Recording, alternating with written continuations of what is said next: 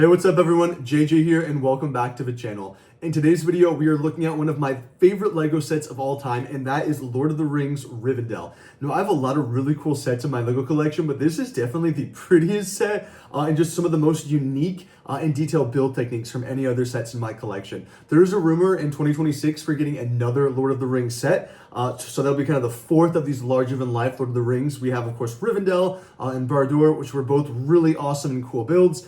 The Shire, which we got this past year, was fine, but I'm hoping that this new set is kind of in more of the style of those first two. In this video, we will take a look at all of the different minifigures. We will look at all the different build techniques and really cool detailing that we see here in Rivendell. I was not huge into LEGO Lord of the Rings, but back in like 2010 or so, but like the mini Rivendell set they had is the only set that I bought. And so when this was released, I was like, oh, I'm definitely going to add this to my LEGO collection. I would say this is probably the best like large set you can get right now on lego.com. So if you're looking at just adding, one large set to your collection, it's this. I love Harry Potter, but Harry Potter has yet to reach kind of this level of perfection in terms of a set. So let's jump right in now and take a look at LEGO Lord of the Rings Rivendell. Here we can see the LEGO Lord of the Rings Rivendell. This is set 10316. It retails for $499.99 in the US and comes with 6,167 pieces. Of those pieces, it has 15 minifigures with 6 additional statue minifigures, kind of reaching over 20 minifigures with this set. Like many larger LEGO sets, this set comes with 3 instruction booklets so that you can focus on building just very specific sections that do detach. So you can do this with a small group of friends or family members, so you can kind of split it up and combine at the end. And here you can see kind of the various sections broken up. Here is the first instruction booklet, and then this large second instruction booklet, and then kind of at the end here we see with what the third instruction booklet gets you. Overall, this is just an awesome set, and I'm excited to share and show you many of the hidden details we see with LEGO Lord of the Rings Rivendell. Before we look at the build, I want to point out something that's really neat about the instruction booklet that I quite like. It kind of shows you the past LEGO Lord of the Rings sets and kind of, what they look like and the box art for them. And this is the only one that I had from this early Lord of the Rings 2012 to 2013, which was the Council of Elrond, which, as you can see, is obviously a very, small version of this, but I just thought it looked so good. And obviously, they made it look even better. I am curious what scene they're going to focus on for 2026. But the Battle of Helm's Deep could be really cool there with the kind of castle wall. But maybe they'll just go in a whole new direction. I'm excited to see what they do.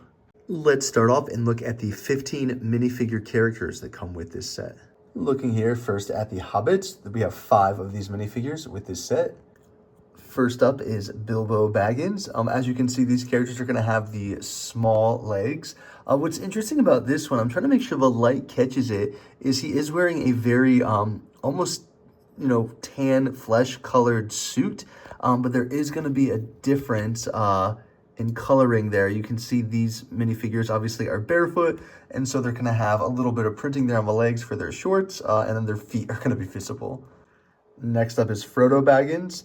I really like the printing here on the torso, and again, you can see kind of the shorts. One thing that is cool for all 4 of these characters is I like how we have kind of this, Hobbit hairpiece in all 4 of the different colors for these 4 characters.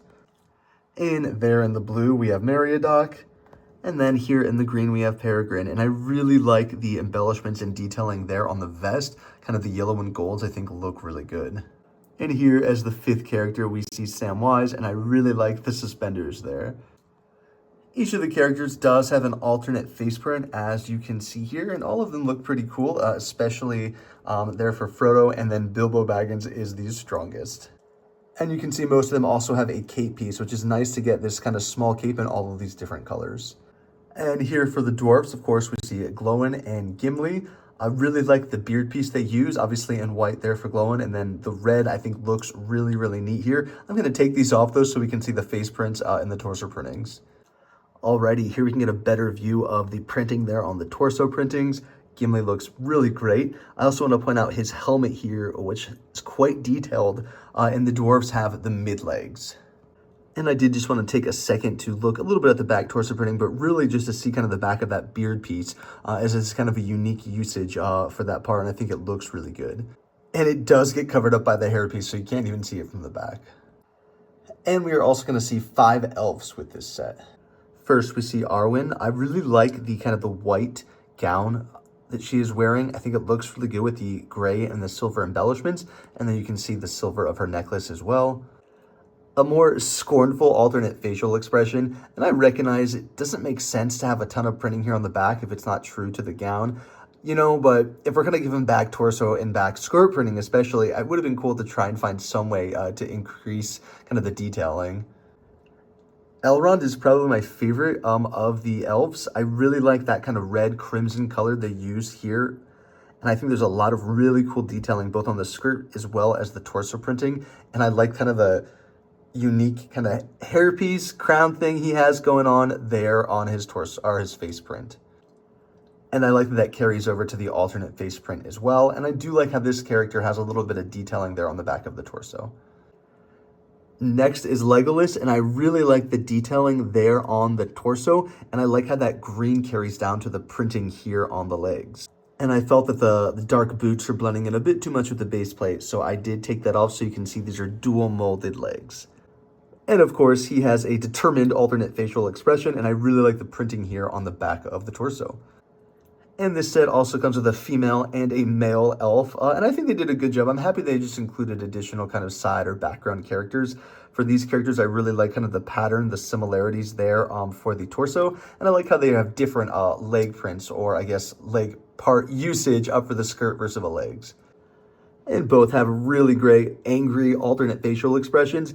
And for the female elf, I really like that the printing continued there on the back of the skirt piece. I think this is really necessary for skirt pieces. And I also wanted to show you the back of the kind of hair pieces used for all of these elves, just so you can see the detailing there with the braiding. And these are a softer plastic, of course, with the ears built in. And I really like this piece. I do wish we would have gotten in a few different shades of brown, but I guess it makes sense for the characters. Maybe it would have been cool if the male elf had like a lighter brown, but I'm happy to have 5 of these with this set. And here we see Boromir and Aragorn. Both characters look really good. The same hairpiece, obviously Boromir has it with a reddish color. Really like the detailing there on the torso and how that continues down onto the legs. And then Aragorn, similarly, for both characters, I really like how kind of the main color of the torso is different from the arm coloring. And I like how the detailing continues on their torsos.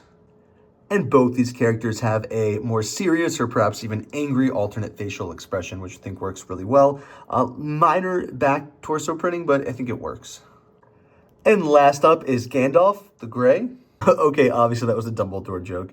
But the Gandalf minifigure works really well. Again, we see him use the skirt piece, and there is great torso printing. I'm going to take off his beard and hairpiece so we can see the face and torso printing a bit more. And here we can see some of that torso printing, which it is really nice how that design carries on to the skirt piece. And here we can see the cape with Gandalf is actually a little bit different. It's a thicker quality, and it's a different design than we saw with the other characters that have kind of a thinner traditional cape piece. And the back torso printing, I actually think is pretty significant for Gandalf if you compare it to some of the other minifigures. So I think that looks quite nice. Now, obviously, minifigures that come with a skirt piece cannot sit down, and this could be problematic at the council. So this set actually includes an alternate little build here to replace the legs of these characters when you want them to sit at their chairs. In here, you can see you just remove the skirt piece and then connect this to the bottom of the minifigure and as if they are sitting. And I think it works well for both these characters, and I'm really happy they included that with the set. This set also includes many statue minifigures. The cool thing about this, of course, it's all in gray. And we see some of them have skirt pieces, others have leg pieces. But it's really cool to get some of these expressions, as well as that torso print in the gray coloring. And of course, we're going to see most of them in the different variants kind of here at the edge of this first build that you do with bag 1. So nothing super special about any of these, but it is cool to include them. And it's strange they don't count them as minifigures. I know sometimes Lego will count the weirdest things as a minifigure up. So these are a nice little surprise. They do not go in the 15 character count for minifigures with this set. Now that we've taken a look at the minifigures, we're going to take a look at the actual build of Rivendell, and we'll look at the 3 sections. So first here, of course, the tower. The second section is going to be kind of the council pavilion, as well as some great interior portions. And the last section is over here, kind of the armory, as well as the gazebo. So let's start off looking at the tower. And just as I clear some of the other sections away, I wanted to show how the tower is connected here to the council area. You can see some kind of Technic pieces connect there. And then we also have some additional clip pieces here on the top to kind of align the roofs. And you can see the tower itself is quite skinny, but it really works kind of standing on the edge of the Rivendell area, just kind of a nice height there on the left. Of course, the base of the tower does have these statues that we looked at earlier. And then there is some greenery down here, and there's a little hiding space under here. You can fit a minifigure in there, or just have someone creeping around. And I really like some of the build techniques with the different detailing we see here on the tower. I think it does a really good job, kind of getting a little bit smaller as you get higher to create a perception of, even more grander height. And of course, the detailing on the roof for this whole set is quite nice. I will be honest, it wasn't as bad to put this together as I expected. The instruction booklets give you a lot of good insight into how to use the brick separator to kind of straighten these, but it kind of gives it a nice pop of color there on the roof. And there are two major sections of the interior. Here on the bottom floor, we see the library. And then when you come up here to the top floor, we're gonna see the bedroom where Bilbo kind of recovers. This is obviously the view from the side that gets connected there to the council, but I do want to show the other side as well. This is the exposed side when this is on display. What's really neat about this set is you can really display it from a lot of different angles, and it still looks really nice. It's very finished, even though it is kind of dollhouse style. And here you can see what I mean. Obviously, I don't think anyone would display this from the back, but to see the back, there are some just really cool detailings. So it's not fully exposed like in a dollhouse style. We do see detailing and embellishments continue on to the back, which makes this just a great piece to view from any angle. Looking inside at the library, I thought there's a really cool bookshelf there in the back, as well as a table here in the front. I like the use of kind of those gold pieces to adorn the bookshelf. And I also really like the flame candles there. And we will see those on both sides of this entranceway. Upstairs, of course, we will see the bed where Bilbo is going to recover. And there is some good detailing here with the sticker pieces. Let's see if I can get it to focus there with the elf, as well as on the bed sheets. In this room, we also see a writing desk as well as a chest. And that chest will house the knife as well as this shirt. It would have been cool just to be an alternate torso print, but I'm glad they included some reference to this as well. All in all, I think this is a fun interior build with some great detailings to reenact various scenes from the film. And here again, just to show the exterior from the side, I really like kind of the use of the kind of railing pieces here just to make it feel complete. It doesn't look like an exposed side that you're not supposed to view. Next, we have the center section. This is, of course, the council, and I think this is the biggest and I think the most beautiful of the different sections. I think Rivendell is just the prettiest set in my collection. Looking here first at the council, you're actually able to remove this directly from the set. That council just balances on some of these pieces, and there are some cool kind of hidden details here as well. Looking here at the council, I first want to talk about this tree build. In general, I like a lot of the foliage that comes with Rivendell. I think it really makes it stand out. And I like all the different unique pieces they use to kind of give this tree its shape. And then looking down here at the council itself, a really unique build design used there for the chairs. And I think the printed piece there for the emblems in the center work really well. And as I said before, many of the minifigures come with kind of an alternate leg build so they could sit down here. And that's just a really fun additional detail the designers thought of. So the characters can actually sit down here around the circle. And I have placed it back here, actually, on the base. And I wanted to spend a little bit of time just kind of looking here at the hill, as well as some of the greenery that this council sits on top, as well as kind of the overall look that tree creates with both the roof, as well as some of the great detailing and embellishments there in the back. All in all, I think this creates just a very beautiful build, especially with the tree in there. And like I said, I really like how they did the roof. It wasn't as painstakingly tedious as I originally expected. I think it adds a pop of color, and they just get really unique with some of the pieces they use to kind of create the shapes there in the background. And to the right of this part of the build, we also see this pavilion. Inside, there's just some treats there that the characters can enjoy. Again, I can't say it enough. The designers did a great job just incorporating little detailings to really make this stand out. You can even see kind of the birds and the micro figure there. So just a lot of detailing went in just to making this look very complete. Additionally, rising up from the back here, we do see an additional tree build, and this is quite unique. I will say pay attention closely to the instruction booklets. You don't want to attach anything incorrectly. But this is a really fun, unique build technique I hadn't seen before for a tree, and it creates a very different looking tree than the other one we see, which ultimately really complements the build when looking at it from the front here. Really makes you think there's different types of trees, which is cool that we're able to do that in Lego. And of course, there's also kind of a little guy back there. Now let's jump right in and take a look at the interior of this center section. What I like most about the interior is just kind of how open it is. As you can see, there's no official walls separating the council itself from the interior, so it's very airy and open. First, looking here at the back of the pavilion area, I like that there's kind of a back staircase that you can walk down, and it leads you to this smaller tree as well as this little bench. Just a really cool little detail. And then of course we see kind of a nice finished railing there. And looking at this back section, of course, we are going to see a statue, some cool paintings. And one thing you notice right away, for me at least, is they just do a great job using the printed tile pieces for the flooring. It looks really nice. And I also really like the build technique they've used for all of these pillars. Of course, here we're going to see a little desk with a very important map. And seeing all these various references to Middle Earth is quite fun at the different desks with the maps. This is perhaps Lego teasing some additional Lord of the Rings sets we're going to see in the future, which would be really cool. The pavilion will also lead to kind of this staircase, so you can go to the top level or additional staircase down to the main level. And this is a great place to store one of Elrond's most prized possessions. And on the main level here, I really just like kind of all the different candles, benches, and areas you can kind of place minifigures perhaps as they are observing the council. And the build technique used for that was really cool. It creates kind of a staircase from all angles, steps leading up there. Of course, as I said before, the second level has the statue. And we also see some really fun paintings, which just add additional great detailing. And again, there's plenty of space for minifigures to reenact or set up various scenes from the film, which is a ton of fun to see as you can kind of display these minifigures all over the build. Now, when displayed, this side of the build is going to be exposed, and I think it looks relatively finished there with the bench as well as kind of the banister and the staircase. However, this side will not be exposed as it connects directly to the tower. And even with that, I think they did a really good job with some of the detailing. I really like the print there of the elves. And I actually think the build technique here is quite detailed as well, since this is connecting directly by Technic to the other set. And once again, I like how this railing kind of is indented a little bit, just creates a little bit of space when you connect it to the tower.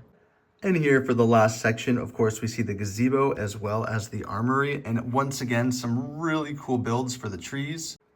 Here we are looking at all the way on the right side of the build, so it's fully exposed, and they do a great job really finishing it off.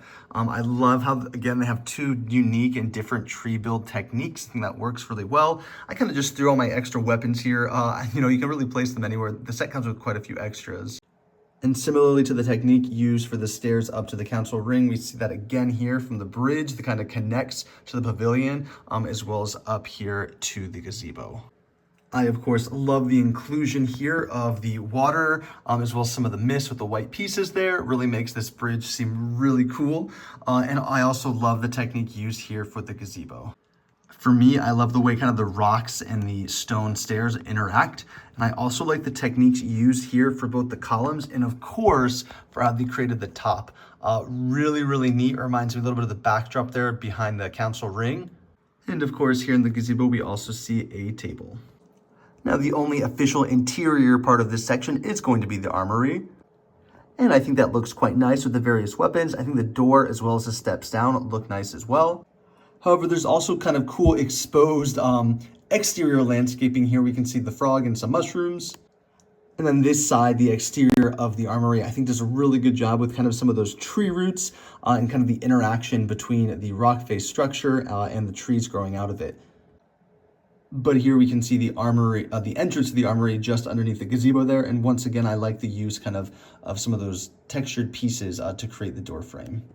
Once again, this section has a ton of space for minifigures to reenact various scenes from the film. And here we see the characters up underneath the gazebo. This was probably one of my favorite parts of the build, but all in all, what I like most about Rivendell is the three sections have distinct build techniques, and I think all three work really well together. I have been asked before if I could only keep one set in my Lego collection, what would it be? And the answer for me is definitely Rivendell. I think this is the most kind of complete and best looking sets to put on display in my collection.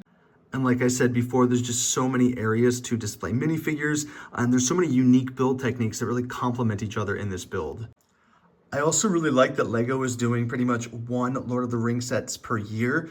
That makes it pretty easy to collect, even though they have been expensive so far. I wouldn't mind if one year maybe they gave us like a $50 set, so it was, a little bit of a break on the wallet. And while I wasn't as satisfied with the Shire when it came out, in general, I think they're doing a really nice job with these sets, and I hope that continues. Let me know in the comments down below what you think of the Lego Lord of the Rings Rivendell set. As a build, I think it's really stand out. What other Lord of the Rings sets do you hope they release in the future? And what other intellectual properties do you hope get the Lord of the Rings treatment in Lego in the future? Thank you so much for tuning in. If you want to stay updated with Lego leaks, rumors, news, and reviews, hit the subscribe button down below. But I will see you all next time. And let me know what you're hoping or expecting the Lord of the Rings set to be in 2026. Thank you.